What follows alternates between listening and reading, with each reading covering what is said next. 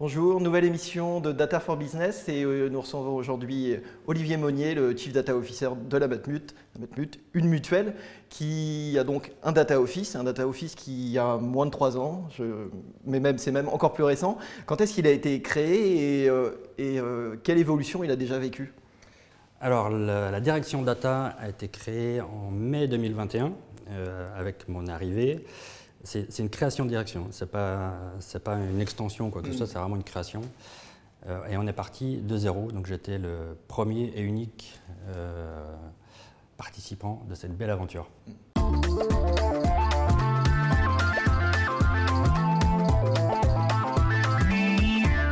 Et au départ, c'était une structure qui était plutôt un data lab et qui a évolué. Et puis même la manière dont vous abordez les projets a quand même beaucoup changé. Hein. On a complètement changé de paradigme. On est vraiment passé du mode data lab au mode direction data, où on délivre des sujets jusqu'à l'industrialisation. Donc on est parti d'un data lab qui était hébergé, alors ce qu'on appelle l'OSI chez nous, mais à l'IT, vraiment en mode data lab. Donc on fait de l'expérimentation sur une structure dédiée à l'expérimentation, sans avoir une vraie vocation à industrialiser derrière. La direction générale de la Matmut a décidé de casser un peu ce mode-là et de vraiment prendre la pleine puissance de l'IA et de la data et de passer sur une direction dédiée en dehors de l'IT, donc une direction rattachée au COMEX, et dont le but premier est de développer des use cases et de les mettre en production. Donc on a changé le paradigme, on est passé du mode POC. C'est un peu ça. Hein. On est devenu POCophobe. On ne fait plus de POC aujourd'hui. On fait ce qu'on va appeler au mieux des POV, des Proof of Value. Et on est guidé par la valeur et par l'industrialisation derrière. D'accord, parfait. Peut-être un point également sur votre positionnement, parce que ce n'est pas le cas de tous les Chief Data Officers. Vous avez un rattachement direct au COMEX. Ouais. Alors peut-être préciser à quel membre du COMEX et qu'est-ce que ça permet finalement d'avoir un rattachement et une écoute comme ça directe? Alors oui, on est rattaché directement au COMEX, j'ai accès aux membres du COMEX, donc ça permet de fluidifier un peu les prises de décision. On est indépendant ou autonome par rapport à l'IT, pas indépendant mais autonome par rapport à l'IT. Et donc on peut discuter facilement avec les métiers pour lesquels on travaille et avec l'IT qui nous fournit l'infrastructure, les données, etc. Donc c'est vraiment dans ce cadre-là. Le fait d'avoir un accès direct au COMEX, donc moi je suis rattaché donc à Olivier Requin, je le salue, qui a plusieurs casquettes, dont celle de stratège de la data. Il gère également l'IRD à la Matmut. Et c'est quelqu'un qui est extrêmement sponsor et à l'écoute de ce qu'on peut faire de la data. Donc on a vraiment cet appétit et cette appétence au niveau du COMEX et de la Matmut. D'accord, parfait. Merci pour cette introduction. Alors, on va enchaîner sur un deuxième point. Alors, moi, je vous avais vu sur une conférence l'année dernière. Je sais que j'en divulgue un petit peu de la nature des échanges que nous allons avoir. C'est le virage métier sur la data, mais peut-être qu'on peut l'aborder déjà au travers des cas d'usage data IA. Aujourd'hui, est-ce que vous pouvez nous citer des exemples de projets, de produits qui sont en prod ou qui sont amenés à être industrialisés? Alors, on a différents types de produits. On est une direction transverse, on travaille pour tout le monde, pour l'entièreté du groupe. Et on a différents types de maturité sur les use cases. On a des use cases qu'on a repris de l'ancien Data Lab et qu'on a remodelé, repensé pour les industrialiser. On a des use cases relativement classiques, donc des scores d'appétence, des scores d'attrition, enfin des choses assez classiques qu'on peut voir dans toutes les assurances et les mutuelles. Et puis on lance beaucoup de sujets un peu plus innovants. Alors c'est assez commun à toutes les mutuelles et les assureurs, c'est tout ce qui touche les risques climatiques. Donc on va aller chercher des données qui n'étaient pas utilisées jusqu'à présent. Et puis si on pousse un peu encore le bouchon, on est vraiment dans l'innovation puisqu'on commence à attaquer un peu de quantique. Donc on a un spectre qui est très très large. Et donc dans tous ces cas d'usage, on en a qui sont encore au niveau qualification, au niveau développement ou au niveau industrialisation.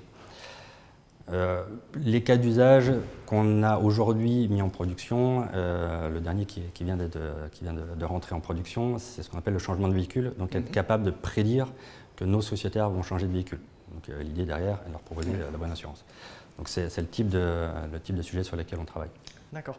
Et comment vous travaillez avec les métiers sur déjà l'écoute de leurs besoins et puis au-delà pour les projets et au-delà de ça sur ce travail d'acculturation parce qu'on sait que pour qu'ils expriment leurs besoins, qu'on puisse les traduire en produits data, il faut aussi qu'ils aient un certain niveau de compréhension de ce que ces technos-là permettent. Donc comment vous travaillez là-dessus?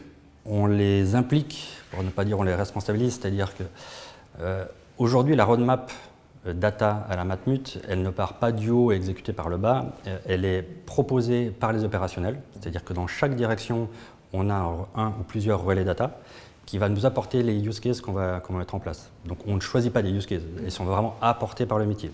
Donc ça facilite un peu la prise en main. Et une fois que ces use cases ont été amenés dans un comité, tous les relais data discutent entre eux pour savoir lesquels on va proposer. Donc on a une liste et une hiérarchie assez froide, qui est ensuite arbitrée par les membres du COMEX. Et donc ça permet d'avoir une roadmap qui est réaliste, crédible, et qu'on va pouvoir mettre en place. Et pour que tous ces use cases soient vraiment une priorité dans les métiers, on a beaucoup de sensibilisation. Dans l'organisation, on va peut-être y revenir après, que j'ai mis en place, on a un département qui s'appelle Data Analytics, qui fait le cadrage des use cases. Jusqu'à présent, et je pense que beaucoup de gens qui nous écoutent vont se reconnaître, on a des use cases qui arrivaient, qui étaient un peu, pas forcément très cadrés, et qui étaient en fait des envies. On a envie de tester ça. Aujourd'hui, nous, on a cassé un petit peu ça. Au niveau du cadrage, qui est très poussé, on pose 3 questions au métier, qui va les obliger à se poser les questions sur est-ce que c'est vraiment pertinent d'avancer sur ce use case. Donc la première, c'est pourquoi vous voulez faire ce cas-là. Ça n'a pas de problème, on a des réponses bien étoffées. La deuxième, c'est quel est le risque à ne pas faire? Parce que s'il n'y a pas de risque, pourquoi le faire? Et la troisième question, c'est mais quelle valeur ça apporte à l'entreprise ou aux sociétaires? Donc une fois que le métier a bien répondu à ces questions-là, on sait qu'on peut lancer le sujet. Nous, notre interrogation derrière, est-ce qu'on est sûr qu'on va pouvoir l'industrialiser? Et c'est le travail des équipes et ça se passe plutôt bien. On existe de façon opérationnelle depuis 1 an et demi, quasiment 2 ans. Aujourd'hui, ce mode de fonctionnement est acquis. Donc on a vraiment changé le paradigme et la façon de penser des métiers en moins d'1 an et demi. Donc c'est faisable. D'accord. Et vous parlez du cadrage et donc de son utilité pour au moins mesurer et s'interroger sur la valeur. Pour autant, il y a un moment, il faut aussi pouvoir la mesurer en réel et que ce soit du côté data et puis côté métier. Comment vous travaillez sur cette mesure de la valeur et son objectivation? Il y a 2 aspects. Quand on parle valeur, on ne parle pas ROI. C'est vraiment la valeur, parce que pour moi le ROI c'est quand même assez compliqué à mettre du ROI sur des projets data. Donc la valeur c'est quel gain on apporte soit aux sociétaires, soit aux collaborateurs de la Matmut. Donc on va l'estimer et à la fin, donc quand on est à la fin du pilote avant de passer en production, là on va commencer à chiffrer. Donc on va se rendre compte de est-ce que oui c'est rentable ou pas de passer en production. Donc il y a cet aspect-là. Et dans l'appropriation, on a aussi un aspect qui est assez important, c'est qu'on demande, alors ce sont des use cases métiers, on demande est-ce qu'il y a un sponsor métier qui valide chaque étape. Donc le sponsor métier valide le cadrage, donc on va lui livrer exactement ce qu'il y a dans le cadrage. Je prends toujours l'exemple de la Clio, s'il nous demande une Clio et qu'on lui fournit une Clio verte, il n'avait pas précisé que c'était vert. Donc voilà. Donc, il faut bien qu'il y ait un cadrage précis, validé par le sponsor. La fin du pilote est validée par le sponsor, qui envoie ensuite en industrialisation et en production. Donc ça permet d'éviter les frustrations sur chaque étape. C'est un peu jamais sans bon métier finalement, hein, dans tous vos projets. On va passer à un troisième point qui souligne encore plus l'implication et la proximité avec les métiers dans l'organisation que vous avez mise en place. Peut-être que justement on pourrait la développer un peu, de quel type d'organisation? C'est du hybride, c'est du pur centralisé, enfin. Alors c'est une question qui est assez compliquée à répondre parce qu'on a évolué en fait. Quand on a créé la direction, la maturité de l'entreprise n'était pas suffisamment forte pour aller sur un mode décentralisé. Donc on a centralisé, donc, ce qui veut dire que les développements data science, l'industrialisation étaient faits entièrement dans ma direction. Ensuite, on livrait au métier pour utilisation. Là, après quasiment 2 ans, on commence à être ce qu'on va appeler en mode hybride. Donc certaines directions qui ont des compétences data science dans leur équipe peuvent développer des cas d'usage. Typiquement, on a nos collègues de la santé, nos collègues marketing ont leur propre data scientist, développent leurs propres algorithmes supervisés par nos data scientists. Donc les data scientists de ma direction se transforment en centre d'excellence qui s'assure qu'au niveau de chaque direction, l'écosystème est le bon et les méthodologies sont les bonnes. Et puis il y a des directions qui sont un peu moins matures parce qu'ils n'ont pas de data scientist, où là on va faire pour eux. Mais quoi qu'il en soit, in fine, tous ces prototypes seront industrialisés de façon centralisée chez nous, pour être sûr que le code est bien écrit, documenté, qu'il y a les tests unitaires, etc., etc. Donc on est vraiment aujourd'hui en mode hybride, où chaque direction est un peu libre si elle a les compétences de développer, à condition qu'elle développe dans un cadre d'industrialisation. Donc on leur donne des prérequis en disant « Ok, faites-vous plaisir, faites du Python, faites ce que vous voulez, mais le livrable que vous allez industrialiser doit rentrer dans ce cadre-là. » D'accord. Et dans cette organisation hybride, il y a donc une fonction, un poste qui sont les relais data. Vous pouvez nous préciser un peu de quels sont leurs profils et le rôle qu'ils remplissent? Ouais. Alors, avant de revenir sur ce rôle précis, juste pour redonner la vision un peu plus large. Donc, on a les métiers, on a l'IT et nous, on est au milieu. Donc, les métiers expriment un besoin, l'IT va mettre en production, pas industrialiser, mettre en production. Et nous, on fait tout ce qui est entre les deux. Donc, ça veut dire comprendre le besoin, le traduire en termes data science, développer l'algorithme, industrialiser l'algorithme, mettre en production. Le meilleur sachant du problématique et du use case, c'est le métier. Et donc dans chaque métier, on a des relais data qui sont pas des experts data, mais c'est des gens qui connaissent bien la data de leur direction, qui sont capables, parce que c'est eux qui l'amènent, d'exprimer le besoin. Et donc ces gens-là apportent les sujets, nous confirment que la data est disponible en qualité, en quantité, etc. Et une fois que c'est développé, ils vont nous aider à faire la promotion de l'artefact et de l'algorithme au sein de la direction. Donc ils vont faire un peu l'outline des algorithmes qu'on va pouvoir mettre en place. Et sans ces relais data-là, on serait un peu une direction hors sol, en fait. Donc c'est ces relais qui ont un rôle absolument crucial chez nous, qui nous colle vraiment au terrain, et ce qui nous évite d'être pocophobes. D'accord. Et ce que vous me dites, ça m'amène un peu à ma question suivante, celle de la gouvernance. Est-ce que ça veut dire que ces relais data, ils sont également les interlocuteurs de référence sur la partie gouvernance? C'est eux où il y a également un travail d'ownership auprès du métier de manière un peu plus large? Alors là, on touche le centre mou, le ventre mou de notre direction. On n'existe que depuis quasiment 2 ans, 18 mois. La gouvernance de la donnée, aujourd'hui, c'est le point faible chez nous. Pour multiples raisons. On a une vision qui est plus orientée sur la qualité de données et un peu plus sur la qualité de données d'un point de vue réglementaire. Aujourd'hui, on s'ouvre à une gouvernance de données qui sont un peu plus métier et donc plus large, mais on est en train de poser les fondations. Et ça s'explique aussi sur le fait qu'on ait changé un peu de structure et d'infra, qui fait qu'à chaque fois, il faut qu'on modèle un peu différemment notre gouvernance. Mais l'idée, in fine, reste quand même que les métiers soient le plus impliqués possible dans la gouvernance. Donc on est en train de réfléchir au rôle de data owner. Donc voilà, c'est des choses sur lesquelles on est vraiment au début du chemin. Ouais. Bon, ça traduit quand même une phase qu'on retrouve dans la plupart des entreprises, dans leur montée en maturité, où finalement on a d'abord une gouvernance par la réglementation, et puis après, ou alors on a une gouvernance par l'IT, en termes d'organisation, et puis après, vraiment l'ambition c'est d'aller sur une gouvernance métier, et c'est vers quoi vous vous engagez. Et c'est assez... j'ai fait quelques conférences, j'ai discuté avec pas mal de CDO. J'avais des complexes à me dire qu'on n'était pas bon sur la gouvernance. Bon, ça va. Par rapport au marché français, je pense qu'on n'est pas si mal que ça fait. Oui, puis pour un acteur réglementé, souvent il y a quand même une base assez bien ancrée.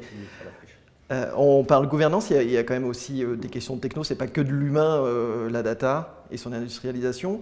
Sur la partie plateforme, quel est votre existant et vos ambitions pour l'avenir? Alors, c'est un gros sujet. Quand j'ai rejoint la Matmut, donc on avait une plateforme qui était vraiment dédiée à l'expérimentation au Data Lab. Donc on s'est rendu compte assez rapidement qu'elle ne serait pas suffisamment stable, solide pour pousser des cas en industrialisation ou pour faire des cas un peu plus de deep learning et des choses comme ça. Donc on a upgradé un peu cette plateforme qui nous permet aujourd'hui de faire de l'industrialisation, et de la vraie industrialisation. Là, on est un peu à la croisée des chemins, on se pose plein de questions. Jusqu'à présent, on était vraiment, comme beaucoup d'entreprises de la finance, sur du on-premise. Et comme beaucoup d'entreprises de la finance en ce moment, on est en train de s'ouvrir un petit peu à des choses un peu plus aériennes et nuageuses. Donc voilà, donc aujourd'hui, on s'ouvre les chakras sur l'idée du cloud, pourquoi pas. D'accord. Et dans le cadre de ces chantiers techniques, vous êtes sans doute amené à travailler avec la DSI. Vous l'avez dit, c'est une direction DSI ou direction technologique, c'est une direction à part. Quelles sont vos relations, votre répartition des rôles? Comment vous arrivez à vous aligner sur vos roadmaps respectives? Alors ça se passe franchement super bien parce que les périmètres ont été définis de façon assez claire quand on a créé la direction data. Et puis au niveau des individus eux-mêmes, je pense qu'on a une relation qui est très, très bonne. Avec mon collègue CTO, on s'entend très très bien. On peut avoir des divergences de point de vue, ce qui est normal, mais les discussions sont constructives et on trouve toujours des solutions. Donc c'est vraiment bien. Et à la tête de l'IT et de l'OSI chez nous, c'est pareil, on a quelqu'un qui est très, très ouvert, David Quentin, qui est très ouvert, qui connaît les compétences de chacun et qui veut avancer sur le sujet. Donc on n'est pas dans un système où c'est un peu la guerre des paroisses et la guerre des périmètres, on est vraiment au clair sur le fait qu'on est dans la même barque et qu'on avance dans le même sens. Donc chacun a sa rame, c'est des rames différentes, mais on avance tous dans le même sens. Donc ça c'est plutôt... franchement, je suis content d'avoir rejoint la Matmut, ne serait-ce que pour ça. et par expérience, je sais que ce n'est pas toujours le cas. Donc...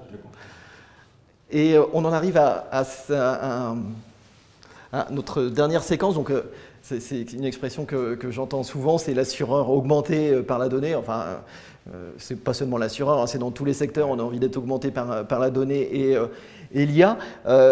On parle beaucoup en la matière c'est depuis la fin de l'année dernière, de tout ce qui est IA générative, les ChatGPT, les GPT, les LLM. Est-ce que c'est des sujets dont les dirigeants chez vous, les membres du COMEX, les métiers se saisissent et pour lesquels ils se tournent vers vous ensuite pour savoir si on peut en faire quelque chose? Non, aujourd'hui, alors tout le monde s'y intéresse, de toute façon c'est impossible de passer à côté. Donc voilà, donc tout le monde s'y intéresse. On se pose plus la question aujourd'hui d'un point de vue un peu plus réglementaire, parce que du ChatGPT c'est bien, tout le monde va essayer, mais on rentre toutes nos données à l'intérieur. Donc aujourd'hui, on est plus dans l'idée d'avoir une vision RSSI de ce genre d'algorithme. Est-ce que nous, côté data, on réfléchit à les utiliser? Honnêtement, non. On est beaucoup plus pragmatique. Pour l'instant, ça reste un buzzword, tout le monde en a peur, ou tout le monde est à genoux. Voilà. Bon, j'attends un peu que la bulle se dégonfle et on verra. Mais aujourd'hui, non, ça ne fait pas partie de nos priorités ou de nos axes de développement. Oui, puis, on a d'autres sujets. Et puis j'imagine, de toute façon, il faut l'aborder comme une techno comme les autres et de manière très pragmatique, on évalue un besoin, on calcule la valeur et les risques. Une autre question plutôt, alors si l'IA générative c'est pas votre priorité pour cette année, quels sont vos grands chantiers cette année et puis l'année prochaine? On sait que c'est quand même des roadmaps qui sont sur des temps au moins moyen et long terme. Alors c'est une bonne question, j'en discutais hier avec des collègues. C'est un peu le paradoxe de la data, hein. C'est-à-dire que les roadmaps, la stratégie de la roadmap du data est en général assez longue, c'est sur du 5 ans on va dire.